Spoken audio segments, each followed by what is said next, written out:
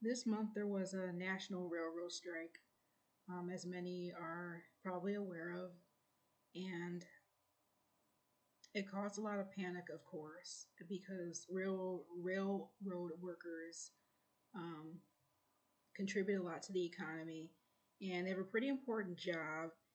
And um, but their workers uh, rightly felt that they were being mistreated, and so did the unions.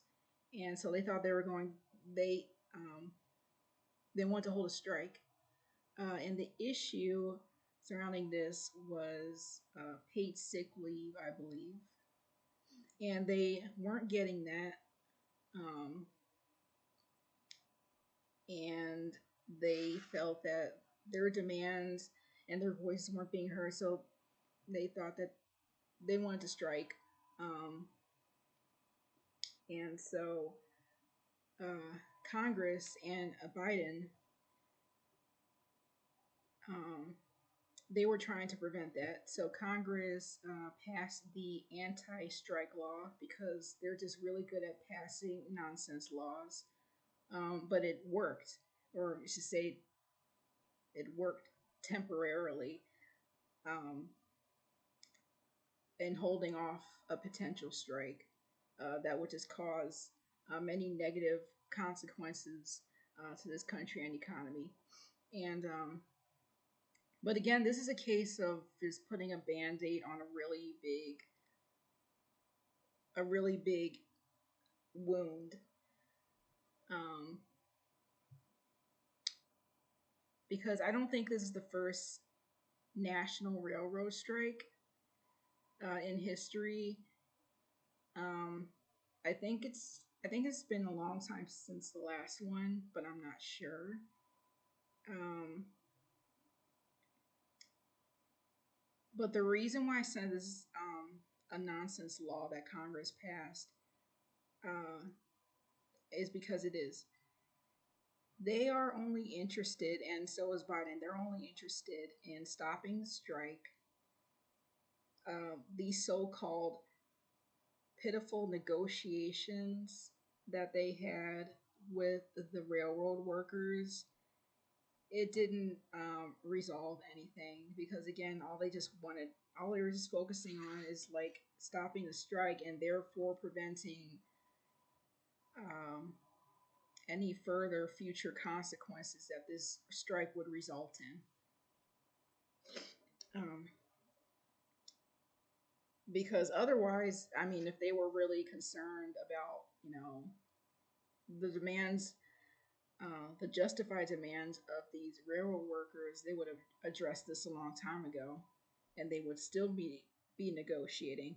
What Biden promised, he makes a lot of promises that he doesn't keep, but with this situation, he promised that if they didn't strike, then afterwards he would like further negotiate, and still haven't heard anything about that so far.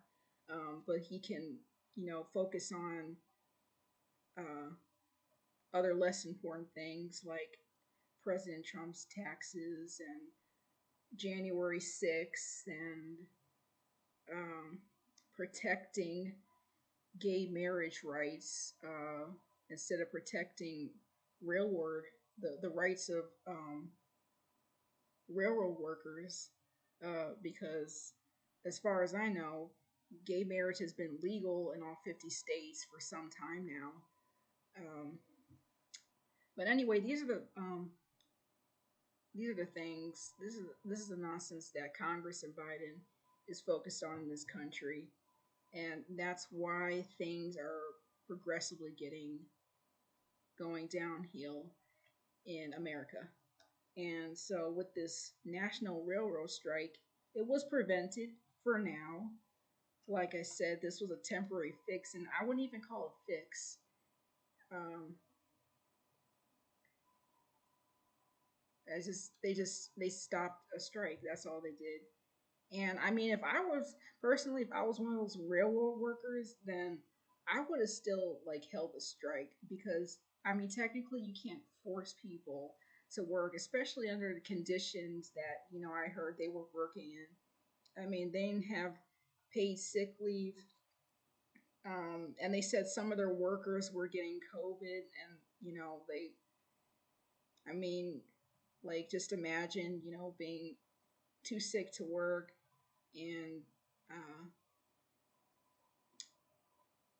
I mean, you can't take time off and then still get paid for it, even though you have a legitimate reason why you're taking time off in the first place. And so, there goes your income for the time that you're sick, and then, what are you gonna do about food and bills? And if you have a family, it's even worse. So that's a legitimate demand. It really is, and it's not just affecting railroad workers. I'd imagine. I mean, it's also affecting other groups like teachers. That's why we have these occasional teacher strikes where they're demanding better pay, as well as other things like small classroom sizes and things like that. But pay seems to be um, it seems to be like the universal demand for workers in this country. That's what I hear a lot. Like raise the minimum wage, pay workers more for the work that they're doing, because people are tired of being overworked and not getting paid enough, and they're just fed up with it. So that's it's a legitimate it's it's a legitimate concern. It's a legitimate demand, but evidently Biden and Congress do not think so. But that's fine because if this strike happens again and they're not able to stop it, and they just decide we don't care about what law you pass, we're just going to hold this strike anyways. Um, not only is that going to affect the railroad workers, it's going to affect everybody else in this country who benefits, off of the work that these people do, because their job is to transport goods like food and other essentials like gasoline, consumer goods, cars and trucks, and um, so I mean most importantly food. But if that strike were to happen, like none of that would get transported. So I mean it's a pretty big deal, this strike, and it could happen again, especially if there are no future negotiations with these railroad workers and getting them paid sick leave. And like I said, it's a problem all over the country because other countries, like some other countries, they don't have this issue. Their workers are well taken care of and their families. Um, I heard that some countries they get like 30 days vacation time or something like that. That's a whole month, and you know, Americans they only get like what if a week or something like I don't know, but it's way less than 30 is all I know. So not enough PTO, personal time off, not enough vacation days. Maternity leave is um, another thing that's brought up.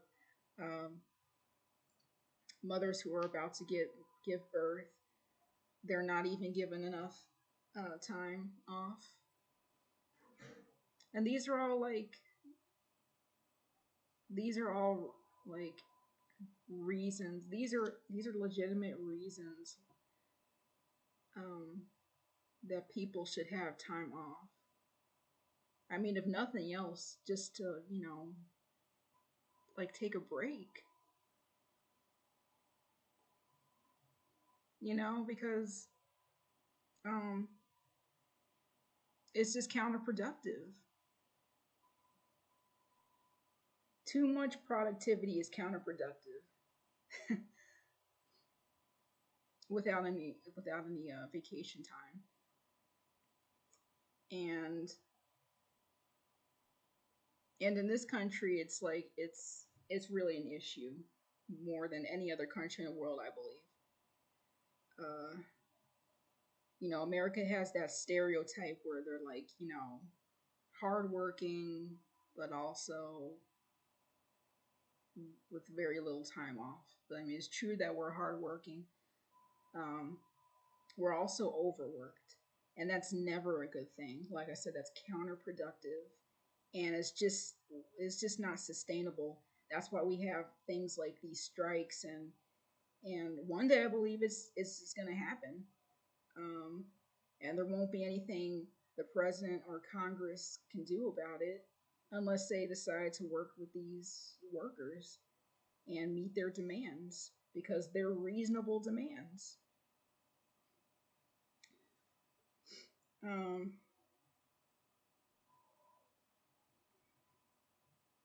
so yeah, and when it comes to things like, I mean, they passed this bill. What was it called again? The anti-strike law. It's such a not only is that a dumb bill, but that's a dumb name. Because you can't stop people from striking for legitimate reasons. I'm pretty sure Congress and the president get adequate time off, but when it comes to these workers, they don't. And when it comes to Congress passing bills that don't matter and don't do anything for this country, it happens right away. But all of a sudden, when it comes to addressing issues that actually matter, it just takes weeks and months and years. And it's really ridiculous, but it's not surprising either, either in this country. Um, but yeah, they stopped it for now. But if they want to prevent a future strike, then they need to get on these negotiations. And so far, since they prevented this strike, I haven't heard anything about these negotiations. And this problem isn't going anywhere until they do. It's still there. They're not getting their paid sick leave. And I mean, what good is having sick workers? Um, then they're infected, and then they're gonna spread the illness to other workers, and they can't work, and then they might spread the illness to the goods that they're transporting. Then other people get sick just because you can't just pay this person stay home to get better so they can do their job again more productively. Makes sense, but to our government, it doesn't. That's why nothing has been done with this issue. Uh,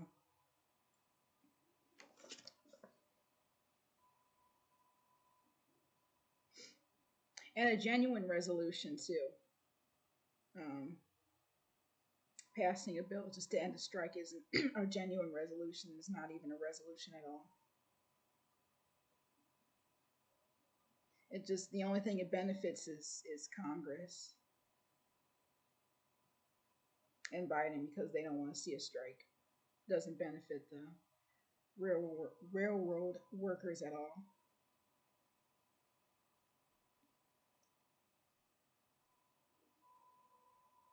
I think I might have covered everything.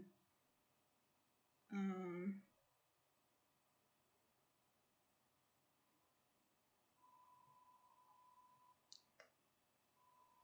so yeah, it is likely that nothing else will come from um, nothing else will come from this. Uh, that's all the updates I have. If anybody else has, I mean, any updates that I didn't mention about this railroad strike or any negotiations or deals or talks, uh, you can post that in the comments. If you think I'm missing anything, but I haven't heard anything um, in the news or anything more to do with this strike. It's just that the strike is over and everybody's moved on from it. Um, and I don't predict, at least in the right now or in the near future, that anything else will come from this, anything positive. Um, and yeah, if it doesn't, like I said, uh, in the future, there could be an actual strike with all the consequences that I just listed. Uh, and, it's going to cost the country billions of dollars. Um, these essential goods that are transported aren't going to be transported, and it's going to affect a lot of Americans, and it's going to affect our economy because it's already affected our railroad workers. You know, if they strike, then they can't do their job, and then they can't get paid, so that's affecting them too. So everybody's going to be affected, and then um, if Congress and Biden thinks they won't be affected by that strike, they will be too, because just like every other American, they benefit from the work that's done by these railroad workers too. So yeah, that's all I have for this one. We'll see what happens. Um, we'll see what happens